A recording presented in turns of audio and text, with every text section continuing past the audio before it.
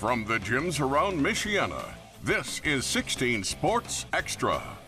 Welcome into the 16 Sports Extra podcast. I'm Jackson Neal. That's Sabrina Hoover. We're both for WNDU, and of course, Austin Huff from the South Bend Tribune. Guys, we're in the regionals. All together again. Yeah, I know. We missed Sabrina the last 2 weeks. Yes. Off days, vacations.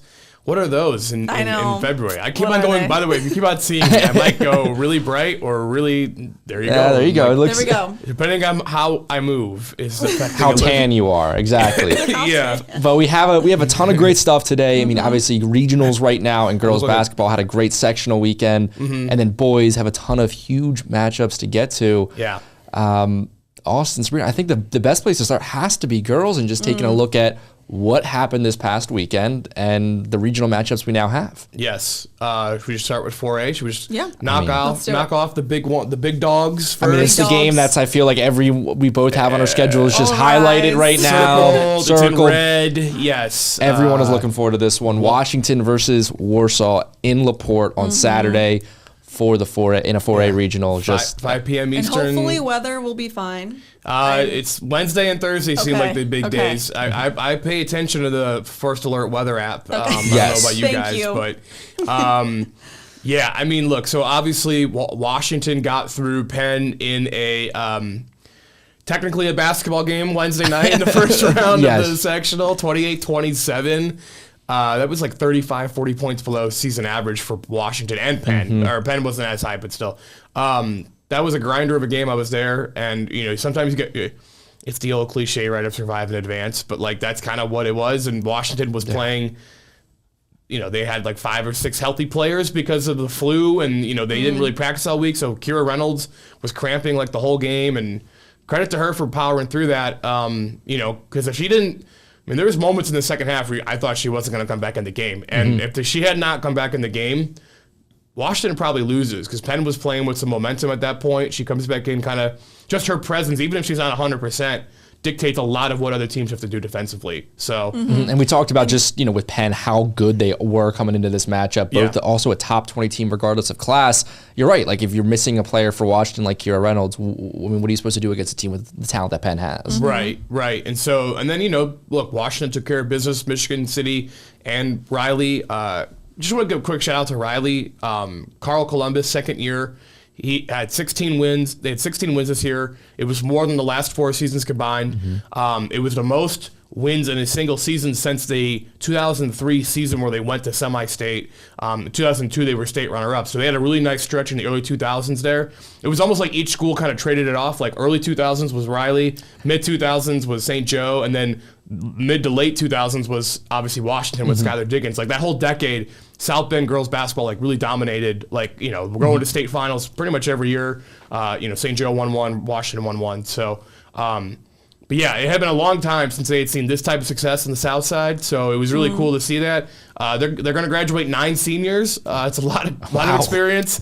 But kudos to everyone that bought in and got this thing going. Carl Columbus, I just want to give him his flowers before we talk about obviously what's coming up with Washington and Warsaw. And they gave Washington a battle, man. Final score was 65-38, but It was close. It was a 15-point game going into the fourth, and never really got more than 15 until the fourth. So they were, there was a moment there it was 21-14 in the second quarter, and Riley had all the momentum, and it was if they just made a couple more layups, they might have taken the lead. They were just they were getting steals, but they weren't making layups. It was just kind of frustrating if you're a Riley fan. But yeah. I think it's really interesting too, how Warsaw, obviously we talked about, first sectional championship in 22 years. That's a humongous achievement right there. But then obviously with Washington making it 5 straight titles, when you look at both of these teams, Austin, I want to ask you, what's going to be the key? I mean, is this going to be a game like Penn? Is it going to be really close, I hope it's low not. scoring? I hope it's not. The over, it might be 28-27 at the end of the first quarter. These teams can score. Number one scoring offense in the state, Warsaw. Number 4 scoring offense in the state, South Bend, Washington. So what's going to be the key to success for both of these so teams? I've been breaking down the film. I watched Warsaw. We don't Tribune. We don't cover Warsaw. So I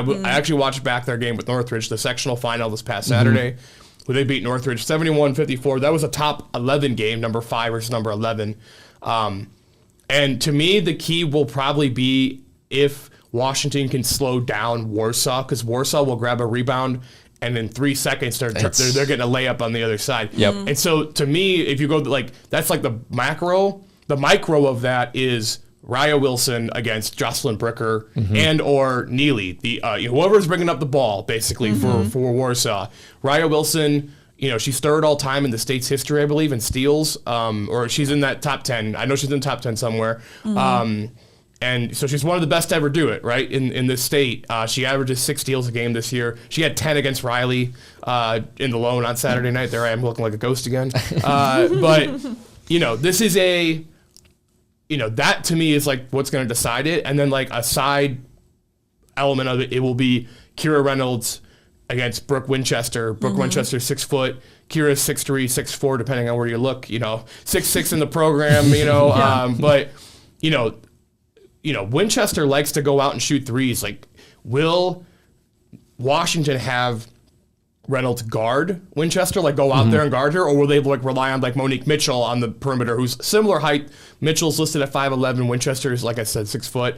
So and just keep Kira down in the post, right? So like there's gonna be some like gamesmanship and maybe some feeling out early on, like how these teams want to go about attacking the other team's best players and handling that. And I think it's going to be a tremendous game. It's, Warsaw historically, one of the more decorated programs in the state's history. They were the first ever state champions in girls basketball. To slightly correct your earlier point, Sabrina, it's their first sectional since 2015, so only 10 years for Warsaw. Lenny Krebs, 22 years. Gotcha. 22 years, first sectional title. He was at Goshen for, I believe, 16 or 15 years, and now he's at Warsaw the last 8 or 14 and 8. Math is hard. Yes. Yeah. So Lenny Krebs, got it. Lenny Krebs for sectional 22s. He's a great guy. Everyone loves him. One of the best coaches in the area. Like, finally got his sectional title. It was really cool to see that. And Washington, of course, too, has a decorated history. They've won, like you mentioned, 5 sectionals in a row. Historically, obviously, since the early 2000s, they've been one of the best programs in the state. The number of Indiana All-Stars to run through there. I mean, there's already been 9. There's already been 9 officially. And there's a chance to get 3 more this year, which is crazy. They need to win. Washington needs to win on Saturday if they want to get. That's something I wanted to kind of talk about, because I know we're breaking down the game. I think it's something we talked about last week, Austin, with the best players and the biggest moments. These are 2 teams where Bricker for Warsaw, you saw her score 34 points in the championship. She's obviously that type of player. Kira Reynolds, we know, has that type of player, can be that type of player. So it's going to be on the court, just those 2, best player versus best player in some type of ways. Like, who can have a bigger game will really go a long way. But I do want to talk to you, Austin, about what you're kind of getting at there. How important is this win for Washington? Because when we think about this Washington program, you're right, great history throughout the past, decade plus. But right now, these 3 players, they're all seniors.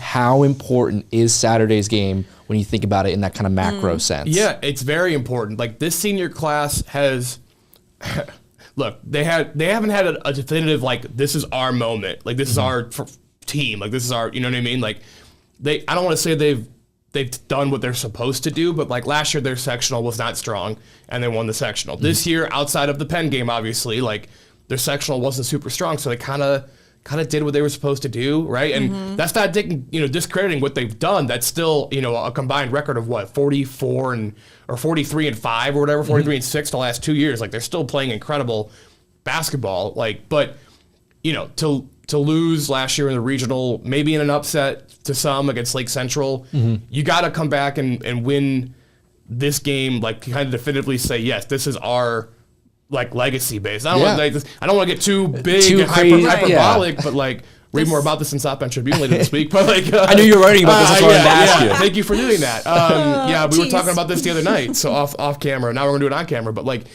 and whether it's fair or not, team success matters when picking Indiana All-Stars, Indiana Miss Basketball. Kira's going for Miss Basketball. Yep. Right? Like, team success matters. And like, I even asked Stephen Reynolds that Monday when I talked to him, before for media, and he said, look, we feel like we have 3 Indiana All-Stars, but if we don't win Saturday, we maybe get 2, like, we probably won't get all 3. And like, whether that's fair or not, like, like, it's the, if you're trying to make the case to have 3 Indiana All-Stars on your team, you need to at least get to semi-state. Like, that's the core of it. Like, you have to at least get to the Final 8, get to the 3rd weekend of the tournament. And if you lose at semi-state to like Hamilton Southeastern, the number 1 team, like by whatever 10 or less, then look. Yes, you lost, but you can make an argument like, look, we played the best team in the state. Their only other loss this year was to Lawrence Central, the number 2 ranked team in the state that was upset by their city rival in the sectional final actually this past week. So, it's a big kind of legacy game of like, how do we talk about Kira Reynolds and Monique Mitchell and Raya Wilson and this era, these senior class at least of this era.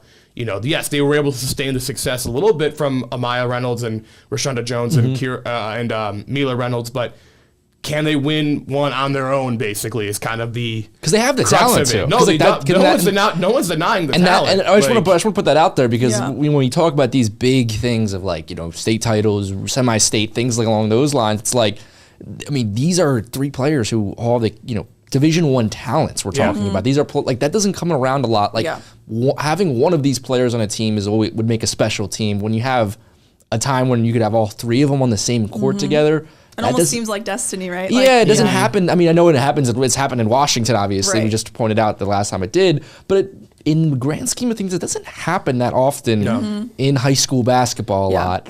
So to have that, it's like.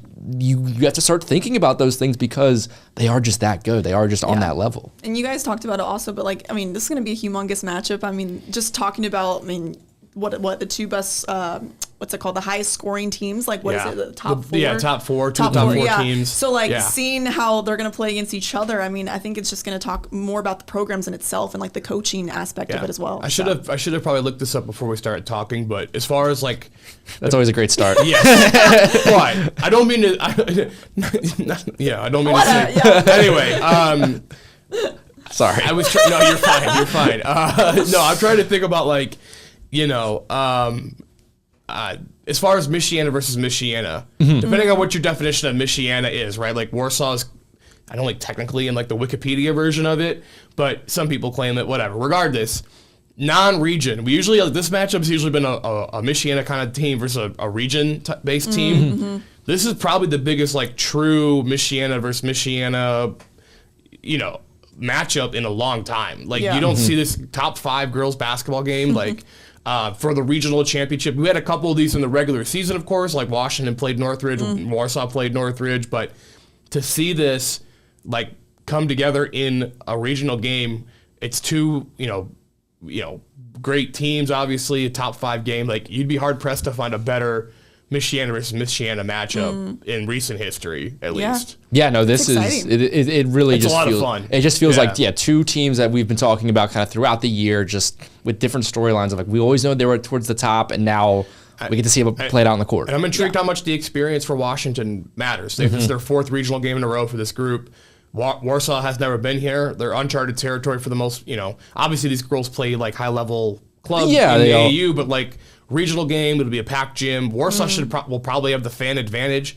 I know they're in the same class, but Warsaw has like 2 times more people in their school, maybe 3 times more people than Washington. They're only in Washington because they're only in 4A because they were so good in 3A. So that'll be interesting. And look, Washington has historically not played great in that Laporte gym. Yes, they won all 3 games this week, but like 28-27, and like last year against Lake Central, they didn't play well, and even.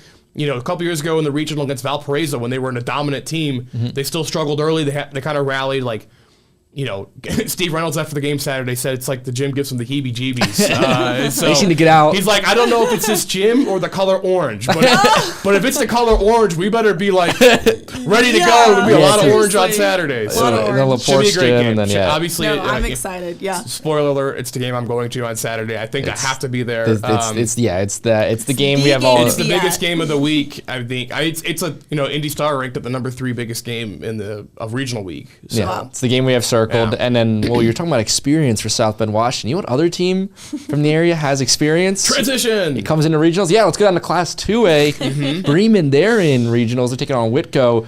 And, we mentioned that experience for Bremen. We've been talking about, how last year was maybe a year early. This year might even be technically another year early. But this Lions team doing it again. It's pretty impressive. This is a really impressive group for what they've done. 24-2, I believe now is the record. Most wins in a single season in program history already. That's crazy. It was very workmanlike this week. They took care of business in their sectional. They were the heavy favorite. And they got a little lucky that Knox beat Winnemac in the first game, in the first round. But even if Winnemac had gotten to that final, Bremen still would have probably won. You know, they overcame like a kind of a sluggish type effort against Laville. They still won that game by 18. Eliana Grubbs, shout out to her. She set the single season assist record for Bremen. I think she's at 95, maybe more. Wow. In the season so far. Kyla Foster at 36 points in the final against Knox. She single-handedly outscored Knox by 7 in the championship game. Yeah, I was gonna say like reading that on South Tribune, but like not seeing, the brand, yeah, nice plug. Thank you. Seeing like all the players that put up numbers like this in high school, I'm like, holy crap. Yeah, like, so they've just been locked in. I mean, they've been really, really good all year. I mean, we talked about them the last couple of weeks, but they're just, you know, they got that experience. They went to the 3A semi-state title game last year. This will be an interesting game, though, with Whitco coming up. So Whitco upset Bluffton. Words. They upset Bluffton. Bluffton was like top 5, top 3 even in Class 2A in the rankings. It was at Bluffton, and Whitco went in there and beat them. So it was an impressive performance by the Wildcats. So, you know, they come in. They've been playing great. They got the Stonebreaker sisters. I'm guessing they're related. Stonebreakers are fairly uncommon last name. And, you know, they have probably related. 3 players. You know, 3 total players averaging more than 12 points, including Reese and Jama Stonebreaker. I apologize if I said that name wrong. Wow. But yeah, that's good to know. Yeah, so it's going to be a good game. They're at Winnemac, right, on Saturday. Yes, Winnemac. Sometimes I get these Winnemac or Caston. No, it's Caston. Is that Caston? Yeah, that was a Caston. This is fun podcasting. Yeah, it's a Caston. Is that Caston? Sorry, I forget which one's that cat. Like, because Marquette's going to Winnemac. We're talking about them in a minute. Yeah, we're going to talk about that. Sorry. Thank you, Jackson, for having that schedule pulled up. 1 p.m. Eastern, obviously, at Caston.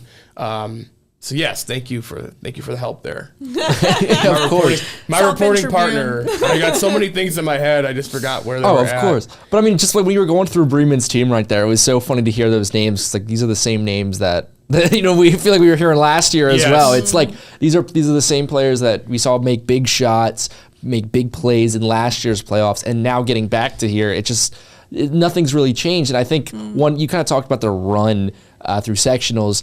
We did say that they were kind of the favorite in their sectional, but we did kind of circle that Laville game because that first matchup they played in the season was, they won big, but then the second one, it was a lot closer against Laville, and then it was always like, okay, it's hard to beat a team 3 times in one season, and they come out and win by double digits again. That to me was just a really big statement for Bremen in terms of that's kind of a spot to trip up in your sectional, and not only did they not trip up, they didn't. I mean, 19-point win. That's not really that. Yeah, close they were comfortable. It's not like they weren't close to tripping up. Yeah, and polar opposite of what like Washington and Warsaw do. They're one of the best defensive teams in the state, which always helps your cause, obviously.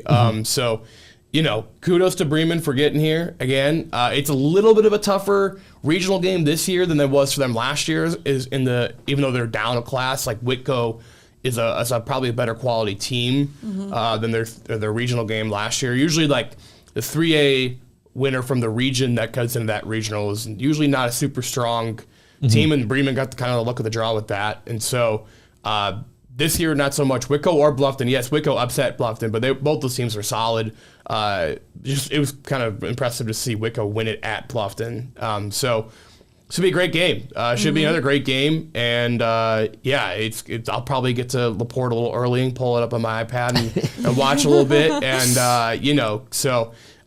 it's just gonna be it'll be a fun game. And again, Bremen, it's a little bit of a closer drive for them to Caston than Whitco. So maybe they'll have a little bit of a bigger crowd, but they travel regardless. So should be a fun game on Saturday. Yeah, that should be a great matchup. Now is the time to go down to 1A. We have a couple few games to talk about. How about it? Let's start. Should we keep the experience rolling? Keep the experience. You know what? Let's go with the experience one. You know what? That's actually a good point. Yeah. I was going to go say VCA for a second. Let's go Marquette Catholic. Marquette. With, again. Talk about familiar names. Yeah, I was going to say, like, Marquette Catholic, I feel like, if we're going to break down this team, I feel like it's like what we would exactly have been saying a year ago in the same exact spot. They're the 1A sector. They won their sectional 49, all the way out at Bowman Academy. They took care of The big game in the sectional was Westville, that Friday night semifinal game. That was the game I know you were kind of talking about. 54-43 was the final. So kudos to Westville, made it closer the second time around. Marissa Pleasant had the big game that night, though, for Marquette, 22 points, I believe. She made a bunch of three-pointers. Yeah, she's a great shot. Yeah. So it was an impressive win for Marquette that night, and they took care of business against Washington Township in the championship. So Lanaya Davis, we can't say enough about her. Like she will be an Indiana Junior All-Star. I don't think there's any doubt about it. I see 16 points on there for the Bowman Academy. Championship. Yeah. Wow. For the season, she's averaging 19.6 points, 8.8 rebounds, 2.9 assists. And I mean, 3.5 steals. She leads the team in all those categories. And I remember last year during the run, she is one of those players that just is super special. Was that even as a sophomore last year, in these gigantic moments, sectional championship games, regionals, semi-state, state championship, these things like that, not only was she, they would have these close games, not only was she, hitting the shots, she was also creating them. She was okay having the ball in her hands and creating for herself or others. These high-pressure moments, it's like, it's very rare to have a player that can handle themselves in those moments. Even more rare to have that player have experience and then for them to just be a junior still. I really can't say enough about Lanaya Davis. She been one of the most impressive players I feel like I've seen in my time my year, a little bit over a year covering high school basketball. When you talk about experience, like I feel like that's what you guys have all been talking about. It's like looking at the players from last year also being effective this year. And it just says a lot about a lot of these, basketball programs here in Indiana. Of course, like as you guys know, I'm not from the area. So getting, this is my first year covering Indiana basketball or Michiana basketball in itself. It's just really cool to hear players that make, big plays last year, but also come in and are role models for younger players that also are key players as well. So this is the game at Winnemac. Yes. Not the last game. Yes, I can confirm this is the game at Winnemac. Tri-County, Marquette Catholic Tri-County. If you go by the Sagarin ratings, Marquette is third in 1A and Tri-County is fourth. So this is a pretty good game. Tri-County 22-2. Not saying uncharted territory for them per se, but they've only won one sectional title in their 11-year run of their coach, Missy Tyler, which was 2 seasons ago. They lost to Bethany Christian actually in that regional game. I covered that. Not to brag or anything, I guess, but like you cover a lot. I've been around. I've been up here many years. So if you go by John Harrell, he's got Marquette winning by 10, but we'll see. I mean, you never know. I haven't looked too much at Tri-County to be perfectly honest. It's weird because Marquette, they were ranked number 1 in that the coaches poll for 1A going into the postseason. So you kind of figured if they get past Westville, like. It's not necessarily going to be smooth sailing per se, but like the regional game is going to be a slight step down in that regard. But Tri-County is a very worthy opponent, and it should be a very fun game. I've been saying that about all these games, but it's regional, so usually regionals are supposed to be good in theory. Yeah, like these are if you're good enough to get this far, you're probably pretty good at basketball. Yeah, so I'm still lean Marquette because of the talent and the experience, but I mean it's a tournament. You never know what's going to happen, and. So we'll see, but 21-4 versus 22-2. I mean, that's what you want in a regional. So and I just think you're right. When it comes down to Marquette Catholic, we definitely were circling that Westville game a good amount. So to get through that, I think just shows a lot about them. Yes. And want to hit the other last but not least, the least experienced team of the entire group. Well, I guess that's not a slight. Washington's won 5 straight sectionals. Bremen's back-to-back sectional champs. Marquette back-to-back sectional champs. Went to state, right? Like Bremen went to semi-state. Like this, just by default, this was going to be the least experienced team. Oh, of course, yeah. But now Elkhart Christian, they're taking on Fremont. First girls sectional championship ever in school history. Yeah, jeez. How about that? So if you remember, that boys basketball team went on that fun little crazy run last year. How many buzzer beaters were there? Sectional championship and the regional championship. Aiden Hibbard made both game winners. Yeah, he was making everything last year. It was impressive. So they've only been awesome. So ECA has only been a program since the start of the century, 2001. They had to wait a couple years before becoming tournament eligible. So they didn't actually. Their first tournament appearance was only 04-05. So 20 years ago. Right. Yeah. So 20 years. Right. So 25 years as a program, 20 years in the tournament. they've went through as many coaches, like basically a new coach like every year, it felt like, for a long time, until Jason Goon has settled in there. He's his 5th year. And you talk about like the process paying off. Like this is it's impressive to see. They destroyed North Judson Saturday night. That was supposed to be a very close game. We talked about that last week beforehand. When I saw that final score, I was kind of surprised by that. That was one of those ones where usually when you get final scores, you don't really like double check them. Like you're like, okay, that's kind of what I expected. This one was one of those ones I was like, wait, like that's the one I just double checked at a different spot. I'm like, yeah, this is the right score. They had a great night. Lily Maxwell, freshman, 28 points. Wow, as a freshman? Yeah, Holy this team has one senior on it, and she's averaging 2 points a game. So like you talk about production returning, maybe they're being a year ahead. We talk about that a lot too. Yeah, with Bremen and things like this team is loaded for the next year at least. Ivy Clapsaddle is their leading scorer at 13, but Maxwell mentioned 12.5. Kyla Yordi, another freshman, averaging 10 points. Sydney Haviland, sorry if I said that wrong again. almost 8 rebounds a game as a junior, right? Like Kyla Yordi there again, 4.3 assists a game, leading them in that. So like, it's a very young team. Maybe they just don't know any better, right? Like it's just playing with house money. Exactly. And, it's like there's no pressure yet because they believe, man. They believe. Awesome. Really and again, a lot of credit to Jason Goon in getting that turned around because it felt like I don't want to say a hopeless cause there for a long time, but just a program that didn't have the history. It didn't have the consistency of like a coach staying. Like a coach has never really stayed there. You have to build it. 5 years, I think, might be the longest. I didn't double check that before we talked. Another thing I should have looked up beforehand, but Jason might have the longest tenure of any head coach in that program in 25 years. So and that's truly just building something from the ground up. Because even if a program like let's say a Washington undergoes some time of maybe not having great seasons, you can always kind of go back instill pride of like, okay, we're still South Bend, Washington. It's like, when you have to build that at a school, it's tough. It's tough for that first run. And it's really cool to see, especially you're right. Sometimes being a younger team helps in these moments because of, I'm still just a freshman or a sophomore. Like I'll get another shot at this. It's like sometimes when you're a senior, that pressure of like, oh man, this could be my last game.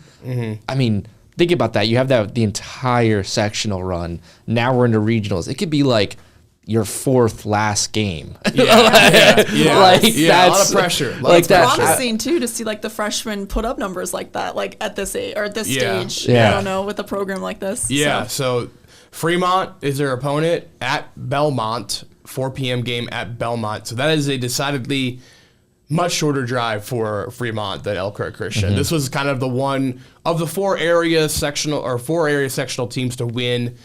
This is by far the biggest bummer of a location for them. Washington going to LaPorte, they've been there a million times. They know that I think probably do the drive with their eyes closed, but don't do that. Do not. Like Caston isn't that far from Bremen. Caston isn't that far from Bremen. Marquette Catholic to Winnemac is a little bit of a drive, but it's a little more manageable. Elkhart to Belmont is about an hour 45 minutes, I think. So it's going to be a long drive. And Belmont's pretty much right near Fort Wayne. So Fremont comes straight down. It's probably about an hour's less drive for Fremont, maybe more, to get to Belmont.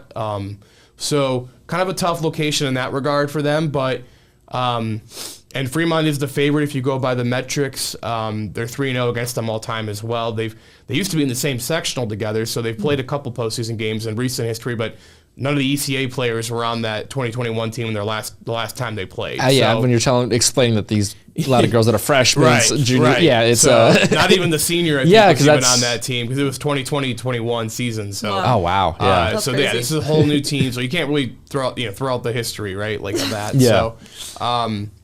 I'm just intrigued by even if ECA loses, you can't be upset with how this went. No, this is a regional appearance is that's a sectional championship. That's you could hang a banner for that. That's this is an all-time season, and you're right, when it's the first one too, I think a lot of times that just kind of makes the next ones maybe not easier, but it's like, we've done this. We've been in this situation. It's possible to win a sectional championship at ECA. It's not this unheard of thing. It's like, no, this has happened before. Let's do it again. 20 20 well, wins. To be proud of. Yeah, That's 20 awesome. wins is easily the most in a single season too in program history. I know that for a fact. There you go. There we go. No need to fact check that one. 20 wins is the most. So so the regionals, they're coming up this Saturday, and just kind of a heads up. So that means that next week is then semi-state. Semi-state with our favorite double headers. 2 games in one day, baby. We'll have all of our opinions about that scheduling. That's coming up next week. So if you were waiting for us to give our thoughts on that, just you got about 7 more days to wait for that. But all those games are on Saturday. And for the record too, if you're still not aware of what the IHSA does here, Sunday afternoon at 2:00 Eastern, they will do a semi-state draw. So the 4 northern regional winners in each class will get their ping pong balls dropped into the machine. You actually watch the commissioner, Paul Neidig, do it, which is kind of I do like interesting, that. I guess. Like, it's okay, cool. If they did that for the sectional show, we'd be there for 6 hours. I'm really glad that's but it's so yes, we don't know who Washington Warsaw winner will play next, technically, or the ECA, Fremont, any of these. We won't know who's next up. We will know it'll be one of 3 other teams, but we don't know definitively. Oh, if Washington wins, they play Hamilton Southeastern. They could play Hamilton Southeastern. That'd be a bummer. Or maybe not. Who knows? Bulletin board material now for Washington. But yeah, it would be. It could be any one of the 3 other northern winners of the regional games. Yeah, so we'll kind of figure all that out. We'll have the updates after coming up next week. SouthBendTribune.com. And also WNDU. We'll have plenty of coverage of that. Yeah. But we also want to talk a little boys basketball because while they're still just in the regular season, just the regular season. Chilling. They're just chilling. We got a big one coming up. Yeah, right? there's a real big game on Friday night. Austin, you're aware of this? I'm wearing blue. Look, I'm wearing my blue. I got blue. I got blue. St. Joe and Marion. Yeah, I got blue as well. It's the Holy War.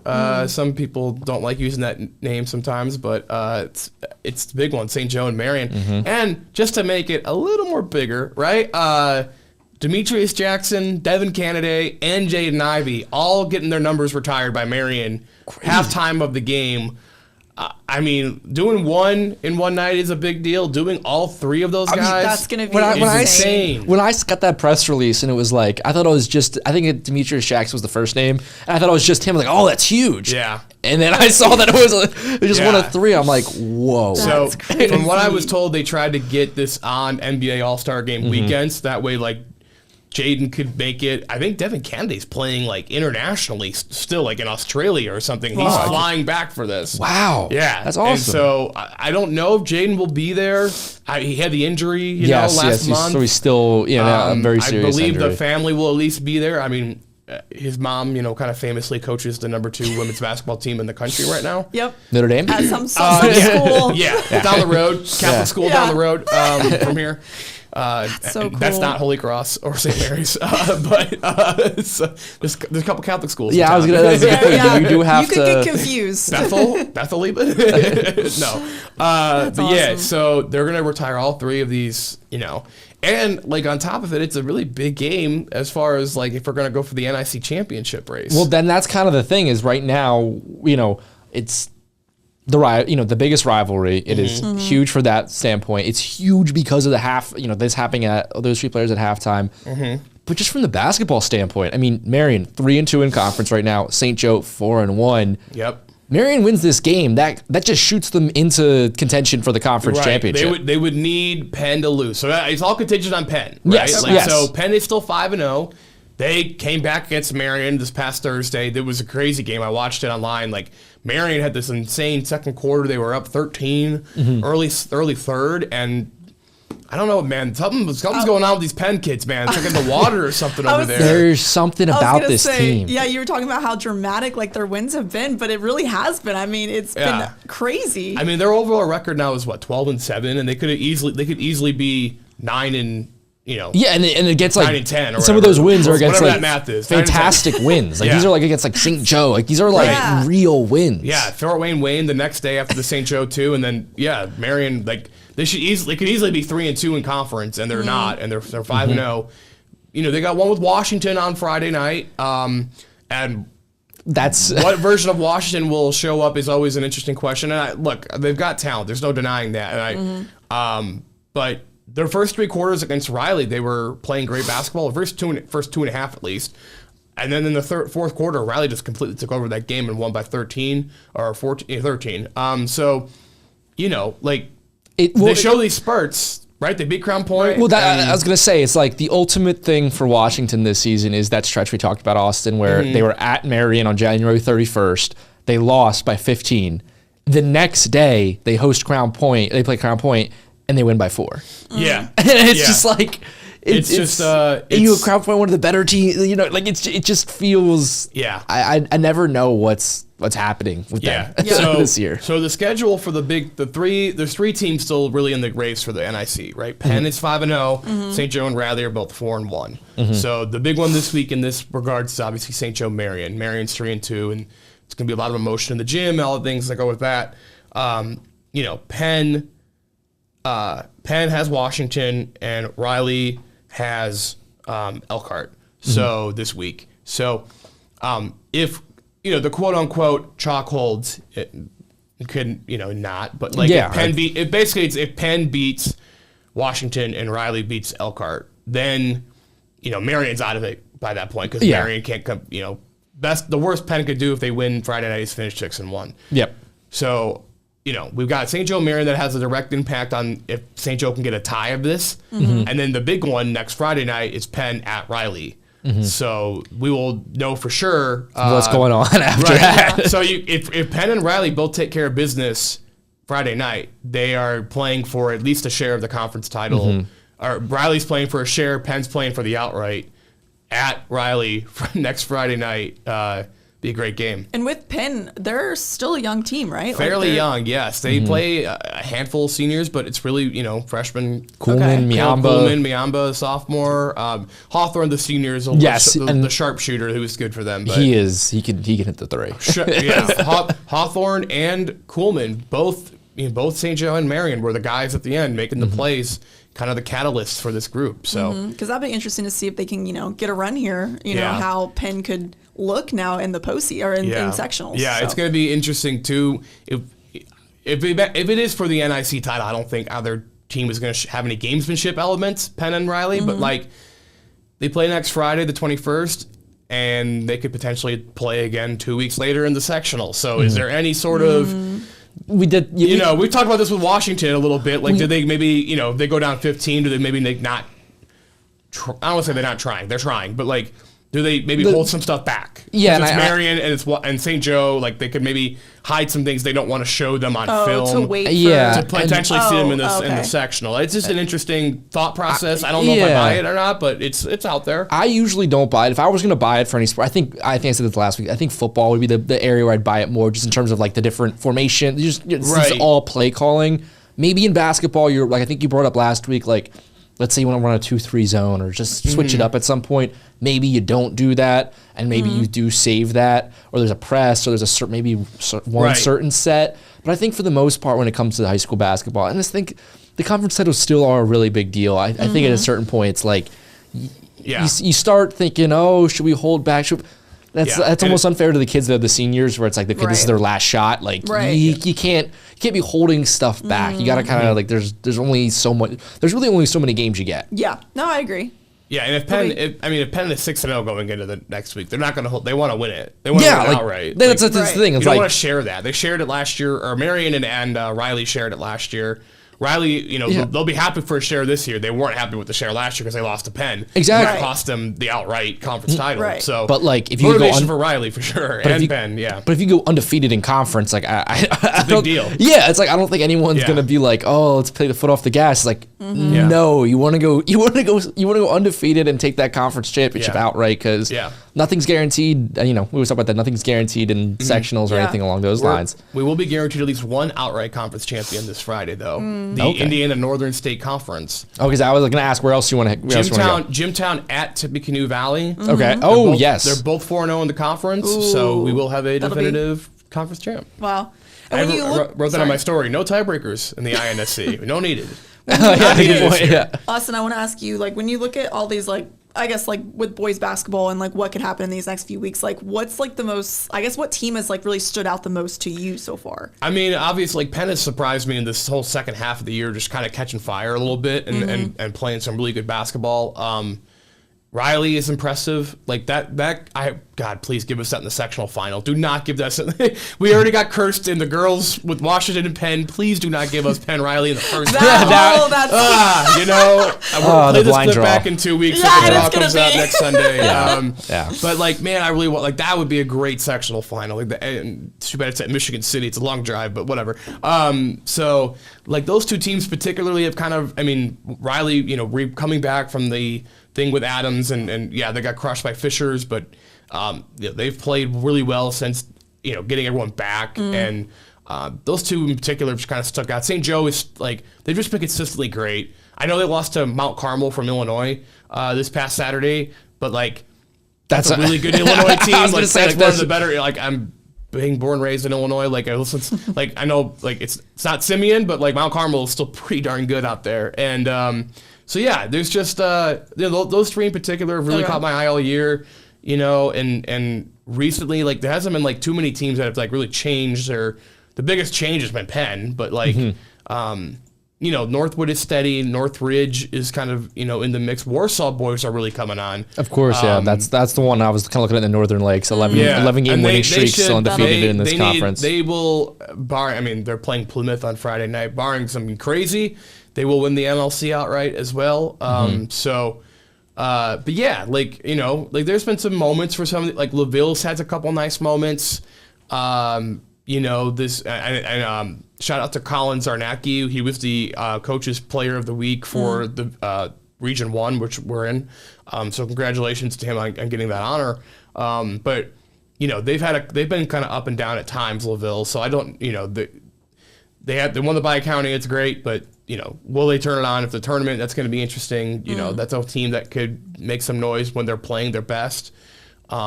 So yeah, there's some teams like lingering out there, but consistently the last month or so, it's been Penn and Riley and St. Joe at the top in my opinion. Yeah, and I think we talked about that too, Austin, recently. Of just there seems to be this level like this season. There is like. There are some really good, great teams this season. And the middle even is like better than like the girls' middle. Like, there's obviously bad teams and then there's like really good teams. Yeah, we saw that. There hasn't been much middle and girls this year. This year, like even on the boy, like Jimtown is 9-8. Like there's decent, right? Concord is in that mix in the middle. Goshen is like 9-8. Like there's some teams that are kind of scrappy. I mean, even someone like Marion, they're 11-8 right now. But so like maybe you wouldn't put them in the upper echelon. But Washington too, like is what 12-4? Exactly. But like so you wouldn't put them in that upper echelon. But like also we're talking about could Washington beat Penn or could Marion beat St. Joe? Like they're not so far behind where like we're all of a sudden writing that game and it's like I could if Washington beats Penn, I'm not gonna be like. I'm not picking it, but I'm not going to be shocked. Like I'm not going to be like, wow, I just saw that out of nowhere. It's like, no, they're good enough to beat Penn. Which makes it exciting because like the next few weeks or so, like anything could happen. And then one sectional start, like that's a fair game for anyone. This NIC race is fascinating. It's going to come down to the wire here, I think. And it would be really kind of fun to get to next Friday, the 21st with St. Joe and Riley both at 5-1, Penn at 6-0, Penn versus Riley. St. Joe cheering now for Riley to win that game, so they can do a three-way tie for the conference. And I don't know. I mean, we talked about this the other day, or last week. I don't know what the tiebreaker is. So wait, was it? We don't know. I speculated it's points. Yeah, we talked point differential maybe in the games. Was it last week? You were saying that like there was like a chance like a 5-way tie, and then that's all done. We're down to 4. Down to 4. Okay, Marion could still. Yes, Sabrina, you missed it. So basically, Austin had concocted this idea of like.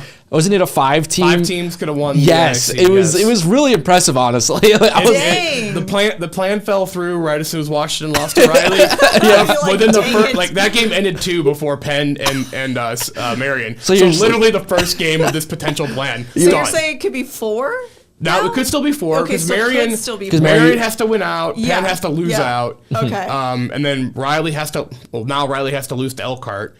I don't see that happening. And then St. Joe has to lose to. Well, they would have lost to Marion. Right, and then beat New Prairie. So they would all be 5-2. But I would be shocked if Elkhart beat Riley. Riley is good enough to win that game pretty comfortably, I think. Of course, yeah. I mean, you're looking at Elkhart. They're 5-12 right now. Riley is 14-3. So even though like in conference, Elkhart's 2-3, Riley's 4-1.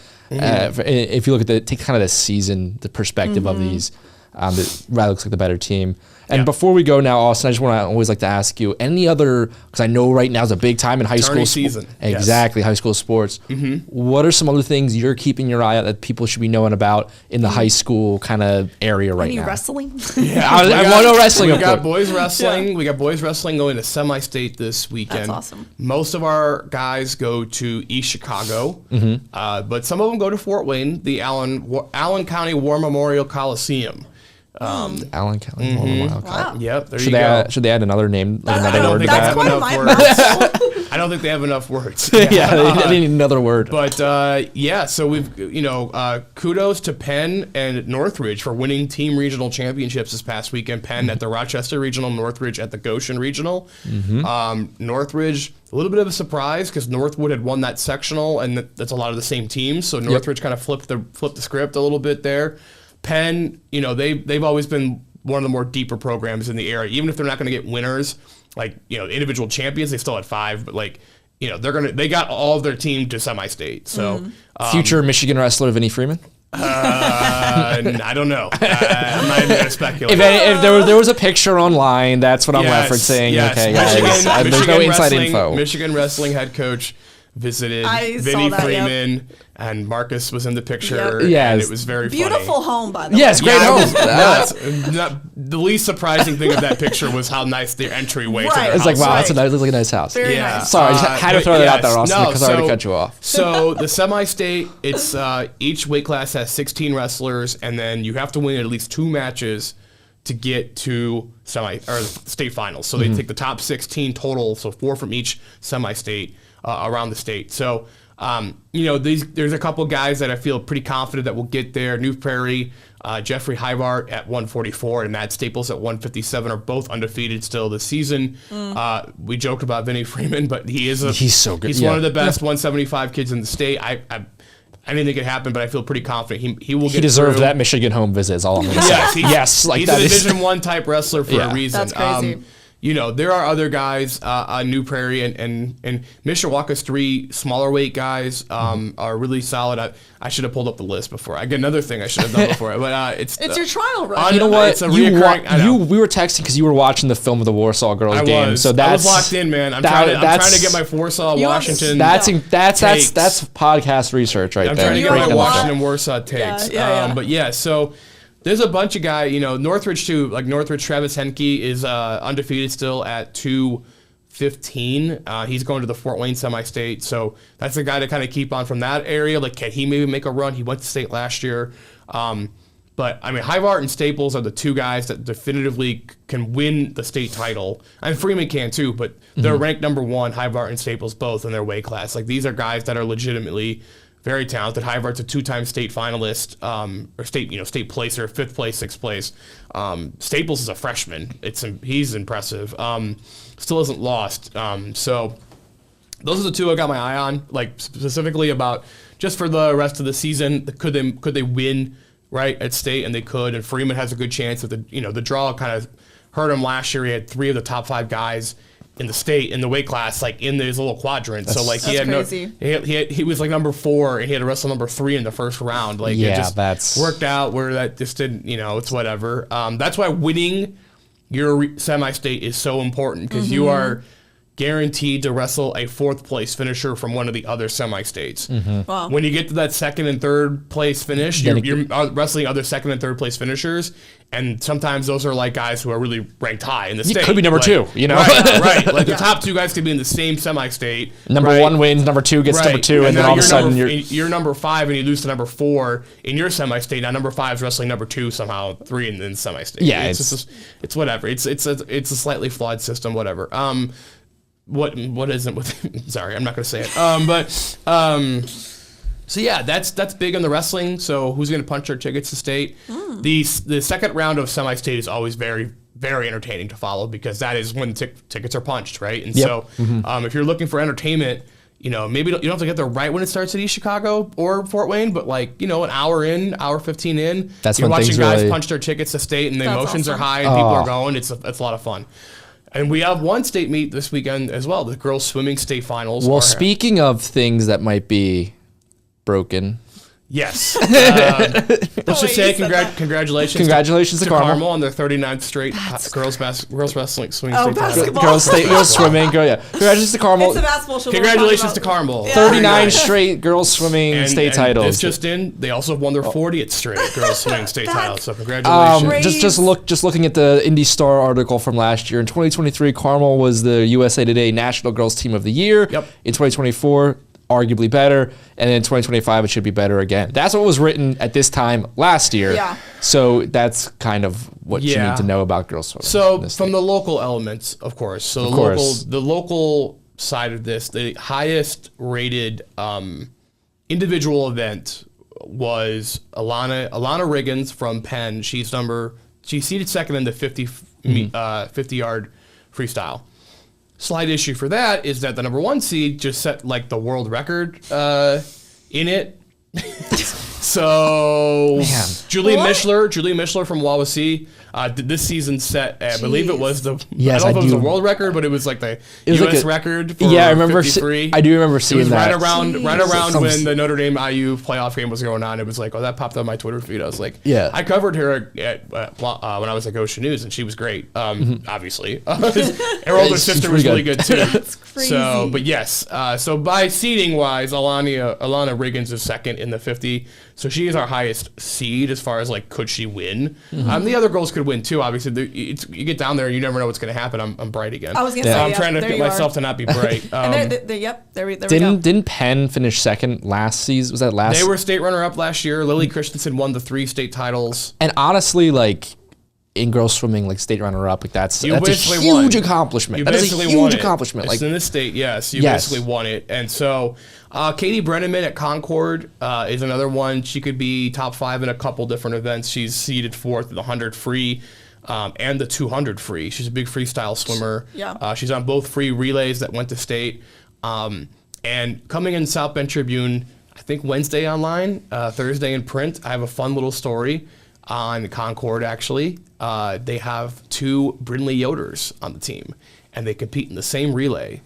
And no one, figures out, no one can figure out who's who, is basically. Really? Wait, is it the same name? Brynlee, Brindley Yoder. Yoder? Spelled that way, yeah. I was looking at the results on Saturday, and I'm like, they got double printed. Brindley Yoder, and then I typed up Brindley Yoder, and I was like, what? Yeah. So are they related? No. They're not sisters or anything, or cousins, or. Is that like the first time they saw they've been they're both at Concord, so they've been teammates for the last couple of years. One's a sophomore, one's a freshman, but they've grown up around each other the last couple of years. Okay, but first time of, I don't know, do they think that's weird, or I think they thought it was kind of funny. I've asked both of them, obviously. I'm doing the story. I should publish tomorrow, hopefully. I just didn't know if anyone else did the story on. No, I don't think so. It's just wild to me because that's if there was 2 guys named Jack Smith. Right. That was my example all the time. Joe Smith. Yeah, Joe. Not a big deal. There's 2 Joe Smiths. Brindley. That's a cool name. Yeah, Brindley Yoder, and sure enough, and you could spell Brindley a couple different ways even. Yeah, with a Y or something. So Brynlee, Brindley Yoder. I just didn't know if this was the first time where anyone's been that's kind of weird. So that's a cool story. Actually swam. Cool. So they swam the second and third leg of the they went back to back in the 400 free relay. Jeez. And the app that you keeps track of the results just combined them into one. So technically, it listed one swimmer swimming 200 up to 400 yards. Yeah, because whoever built that app doesn't have the capability and I guess the IHSAA entry, coaches have to submit their entry list before the tournament. So here's our swimmers. Yeah. Or in basketball, it's all the same. Yeah, of course. Yeah. And I guess the IHSAA just consolidated both their names into one entry, and so the school had to go back and be like, no, they are 2 Brindley. Yeah, I'm surprised they didn't reach out and be like, hey, you messed up on your entry, you said Brindley Yoder twice. Think about this, it's just kind of funny because in theory, then in the IHSAA's eyes, Brindley Yoder was going to compete in 8 events. You know what I mean? Is this possible? You can't do that. It's legally not allowed. You're only allowed to compete in 4. And so you can't go for the Michael Phelps Beijing. No. This Brindley Yoder kid is amazing. Wow, she's a tank. She is off the charts. You can only do 4, and it has to be 2 relays and 2 individual events. That's a fun story. I'm excited That's to cool. read about I can't wait for that so one. I talked to both of them Monday, and it's very fun. It was very fun to talk to both of them. They're like great friends. That's so crazy. Like the one goes over to the other's house every Wednesday for dinner, and they go to church. Like it's crazy. so It's cool. like amazing. Like, Yeah. That's awesome. So yeah, check that out and stop. I told my editors this story the other, and they loved it.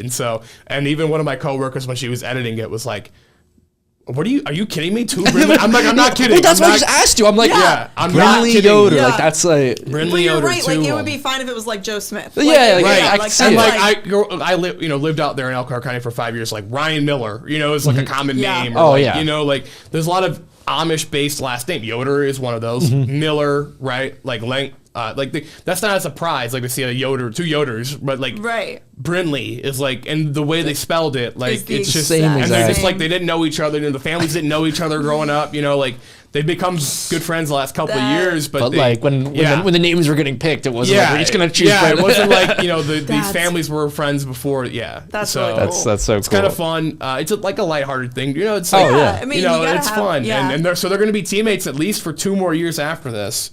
Are you gonna talk to their family at all, or no, we don't like too much time. But it'd be too confusing. How many That's more true. Yoders I do we mean- put in this story? Because it's like you would say like Jack Yoder, and it's like wait, it's Brindley's too much father. love. Wait, which Yeah. Brindley father? Which Brindley's father? Like, You're right. First, it would be a lot 1 of- and thing 2. Yeah. said Jack Yoder Let's just Brindley, say- who's a sophomore's father. Let's just say for confusion's sake, I just called them by their middle names. There we go. The There whole we go. story That's was like smart. just call What them if by it their was middle the names. exact same middle name? That would have been freaky. You're like, That you know would have been That would have been all time. That actually would have been an all all-time story. That would become almost like creepy at that point. Yeah, that would have been like too creepy.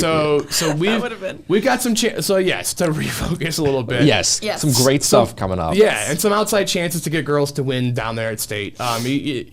It's a weird event. Like no one thought, last year, like Christensen was going for a great end. But no one, I don't think, like she wasn't favored to win all 3 of those state titles. Is what I'm trying to say. So like anything could happen. Like she was great, obviously, and she earned it. But she was maybe gonna win 1, maybe 2, but 3 was crazy. And then Penn boys last year, they weren't supposed to finish state runner up, and then they did. So like it's a weird, like it's a great event. Other than Carmel girls winning, like it is very entertaining. Yeah. One of the more fun events. It's an underrated event, I feel like, to people to watch. It's because everyone's in it. Like every race, everyone's in it, and so. If you can get down to the IU Natatorium, sure. But if you watch it online, Cooper Van Dreschi, I hope I said his last name right, son of the Penn coach, John, will be calling the action. Oh, he is. Cool. I like him. Yeah, I like his work. So that's cool. Yeah. So he's done it 2 years in a row now. He's a big swim Oh, yeah. guy. I feel like whenever I big swim family, obviously. Whenever I see there's a big swimming story, I always feel like I see him on Twitter or something like that. He's always posting. I'm like, oh, okay, what was he saying about he it? will That's be calling so the cool. action this weekend, and for the boys in 2 weeks. So sounds good. Well, yeah, fun times, guys. So that's another great edition of 16 Sports. Actually, we got plenty of stuff. The Brindley Yoder story, obviously, in the South Bend Tribune, plus plenty more gonna be a lot of content. fun. We're going to have a ton of stuff coming up this week. A WNDU, a preview of the Washington-Warsaw game, of course, coverage from the matchups as well. Just a really, really fun basketball time, swimming time, wrestling time. Friday night, 16 Sports Extra on WNDU at 11:15, hosted by Sabrina and I. But yeah, guys, just happy to be in this stretch of the high school season. I was going to say, this is like when the fun starts. Yeah, it's like really, we're really getting into it. Yeah. That's cool. Champions are crowned like every week, and it's a lot of fun. And it's just it's a busy time. It's funny when there's less games, but there's more work. Yeah, it's funny because It's weird how that works, the but- games are just so big. Now. Right. And so you're trying to Prepping for them It's and- it's a lot of fun though. Of course. Awesome. Well, thank you guys so much for watching. Make sure to catch all of our work in the South Bend Tribune and WNDU.